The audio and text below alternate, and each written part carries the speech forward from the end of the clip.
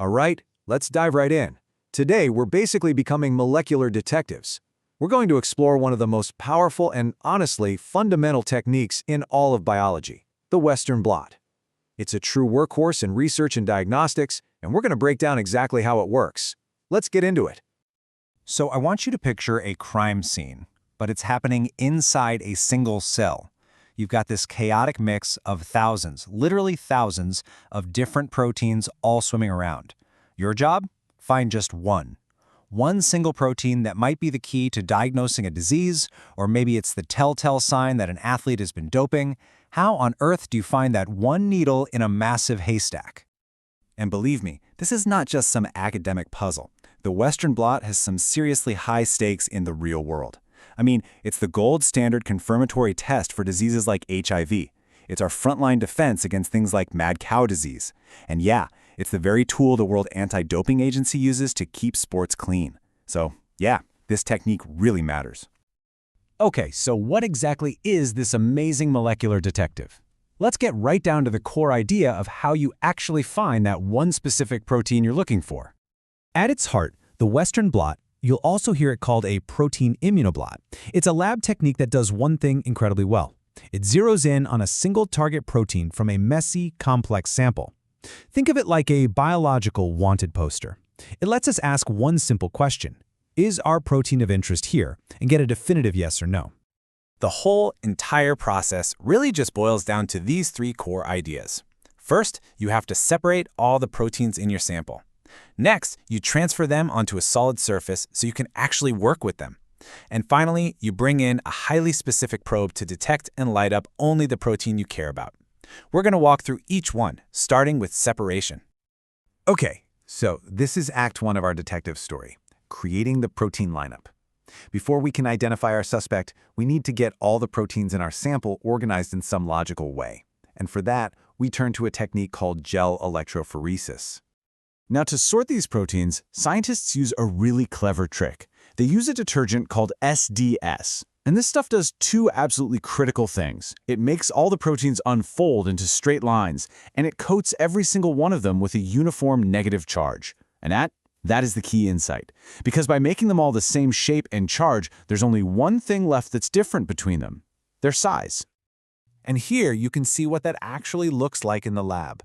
The protein samples, which are mixed with the blue dye so you can see them, are loaded very carefully into these little pockets, or wells, at the top of a gel. This gel is basically like a very, very fine sieve. Then you put the whole thing in a tank, apply an electric current, and the race is on. So just imagine that gel as a dense forest. The small, lightweight proteins, they can zip right through it pretty easily, traveling a long way down. But the big, heavy proteins, they get tangled up, slowed down, and don't move nearly as far. What you get at the end is this perfect, invisible lineup of all the proteins, sorted out perfectly by size, biggest at the top, smallest at the bottom. Great, we've got our lineup, but there's a problem. It's stuck inside this flimsy, jello-like gel that's super hard to handle. So the next critical step is to make a permanent, stable copy of that lineup. And this is the step that gives the Western blot its name, the transfer. To do this, you make what's literally called a sandwich. You take your gel and place it right up against a special paper-like membrane. Then you apply another electric current, but this time it's aimed sideways. This pulls all those negatively charged proteins straight out of the gel and sticks them onto the surface of the membrane, creating a perfect, stable replica of that protein pattern. It's like a carbon copy.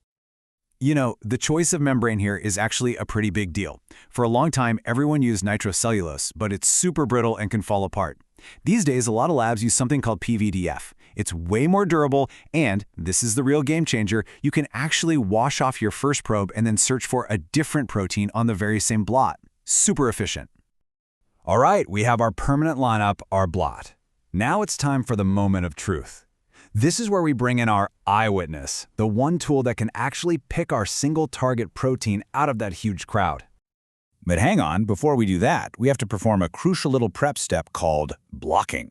You see, that membrane is designed to be sticky to proteins, and our detection tools, antibodies, are also proteins. So if we just threw them on, they'd stick everywhere. It'd be a mess. To prevent that, we soak the membrane in something like non-fat milk. The milk proteins coat all the empty space, ensuring our antibody can only bind where it's supposed to, our target. Now for the really elegant part. We use a two-step system. First, we add what's called the primary antibody. This is our star witness engineered to recognize and bind to one and only one protein, our target. After that binds, we wash everything else away. Then we add the secondary antibody. This one is designed to grab onto the first antibody, and it's carrying a little beacon, a reporter enzyme. This is a brilliant way to amplify the signal, since many secondary antibodies can grab onto one primary one, making the final result much, much easier to see. Okay, our eyewitnesses are in place. All the prep work is done. It's finally time to read the clues and see if our suspect is actually in the lineup. And this is the payoff. After we add a final chemical, that little reporter enzyme on the secondary antibody creates a signal. In this case, it produces light. And what you're seeing here is the final image from the camera.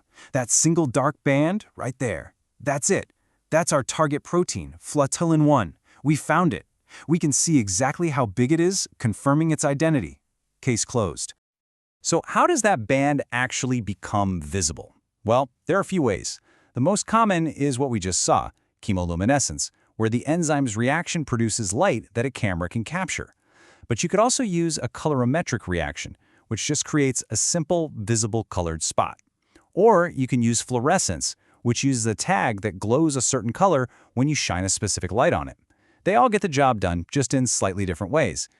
So, let's recap our whole detective story. In Act 1, we separate the suspects by creating a lineup based on size. In Act 2, we transfer that lineup to a membrane to make a permanent record. And in Act 3, we detect our specific target using an antibody as our eyewitness. Separate, transfer, detect.